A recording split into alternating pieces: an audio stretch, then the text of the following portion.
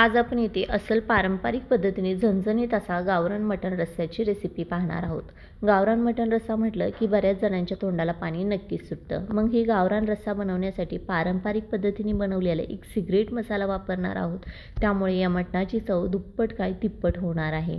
होळीला पोळी असते तर धुलवडीला नळी असते. मग ही नळीची रेसिपी काय आहे ते चला पाहूया.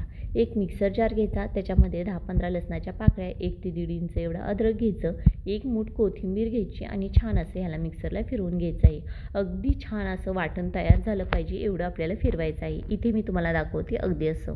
आता इथं आपल्याला अर्धा किलो मटण घ्यायचं आहे. स्वच्छ धुवून बारीक कट करून घेतलं आहे. वाटण केलेलं हे वाटण याच्यावरती घालायचं आहे. बरोबरच आपल्याला 1 चमचा हळद, 3 चमचे इथे मीठ घालायचं आहे. हे वाटण जेव्हा आपण मटणाला घालून मॅरिनेट करण्यासाठी सोडतो ना, जेव्हा शिजवायला घालतो त्याचा एक सुगंधी असा वास सुटतो, त्यासाठी हे वाटण घालायचं आहे. यामुळे आपल्या मटणाची चव छान येते.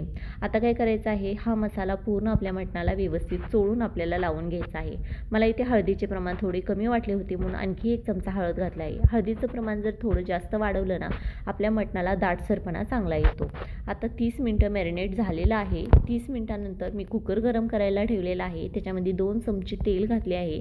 तेल व्यवस्थित गरम झाल्यानंतर एक मोठा कांदा बारीक कट करून घेतला होता, तो त्याच्यामध्ये घालून घ्यायचा आहे.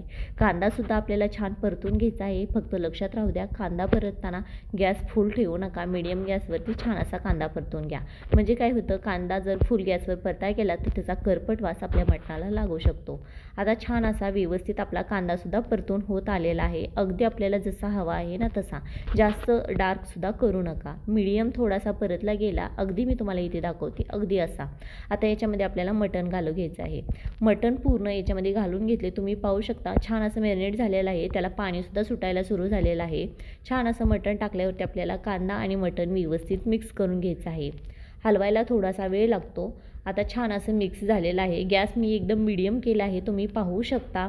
आता याच्यावरती एक ताट ठेवायचं आहे आणि मटण छान असं शिजू द्यायचं आहे. आता दुसरी प्रोसेस, जर तुम्ही ते पातेल्यात शिजवत असाल तर त्याच्यावरती झाकण ठेवल्यावर झाकणामध्ये पाणी ठेवा. त्यामुळे काय होतं ना, मटणाला खाल्लं ताटाला छान असं पाणी सुटतं आणि त्यामुळे मटणाला सुद्धा छान असं पाणी सुटतं. आता आपल्या मटणाला सुद्धा बरेच छान असं पाणी सुद्धा सुटलेलं आहे. आता मी इथे एक पातेले गरम केलेले पाणी याच्यामध्ये ओतून घेतलं आहे. जर तुम्ही इथे पातेल्यामध्ये शिजवत असाल तर त्याच्यावर जे ताट ठेवलेलं आहे ना, त्या ताटावरतीच पाणी गरम करायला ठेवा. गरम झाल्यानंतर तेच पाणी तुम्ही त्या मटणामध्ये वापरा. असं तुम्ही 3 ते 4 वेळा प्रोसेस करा. हवे तेवढे तुम्ही इथे मिठाचे पाणी करू शकता. आता इथे कुकरचे झाकण लावून मी साधारण याच्यात 3 ते 4 शिट्ट्या करून घेणार आहेत. आता 3 ते 4 शिट्ट्यामध्ये ना छान असं आपलं मटण शिजलं जातं. तोपर्यंत मसाला बनवूया. त्यासाठी मी इथे ना अर्धी वाटी खोबरं घेतलेलं आहे. त्याच्यामध्ये थोडंसं तेल टाकून छान असं तव्यावरती परतून घेणार आहे.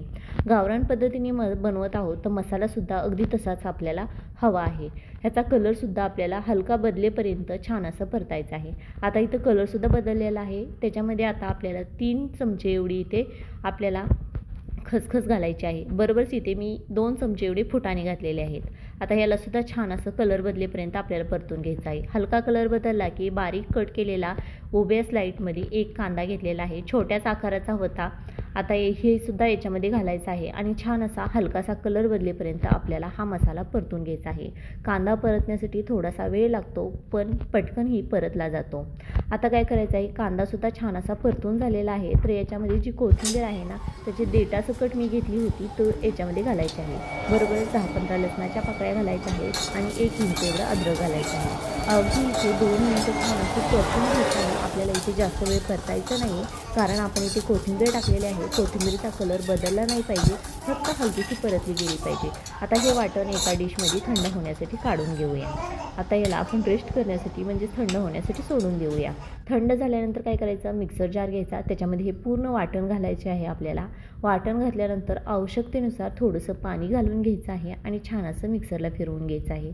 मिक्सरला फिरवताना बंद चालू करून छान असं ह्याला फिरवून घ्या, म्हणजे छान अशी पेस्ट म्हणून तयार होईल. अगदी तुम्हाला दाखवते अशी.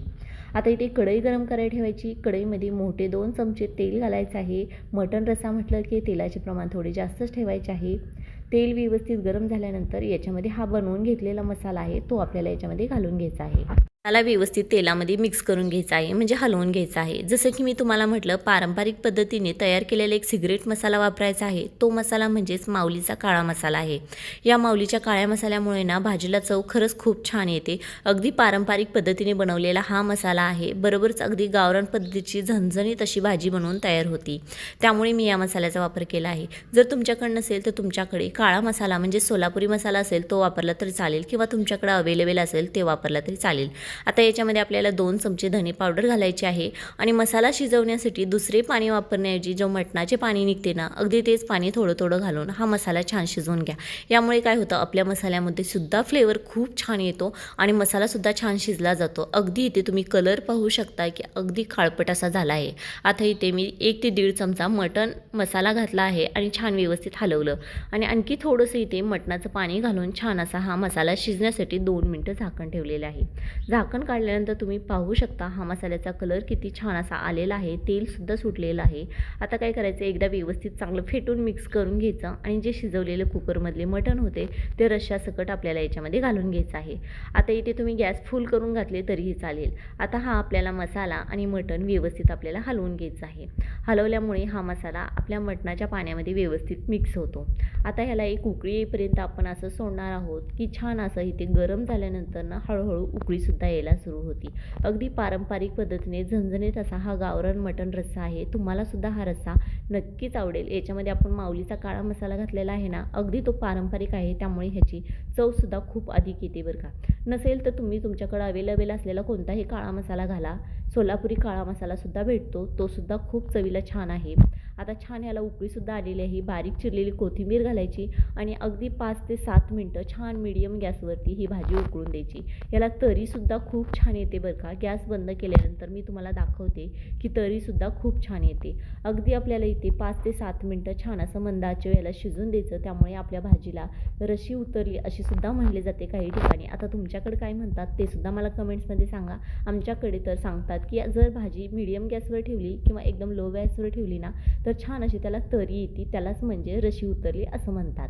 आता भाजी इथे बनवून तयार आहे. गॅस बंद करणार आहे. तरीसुद्धा पाहू शकता. तुम्हाला ही रेसिपी कशी वाटली कमेंट्सद्वारे नक्की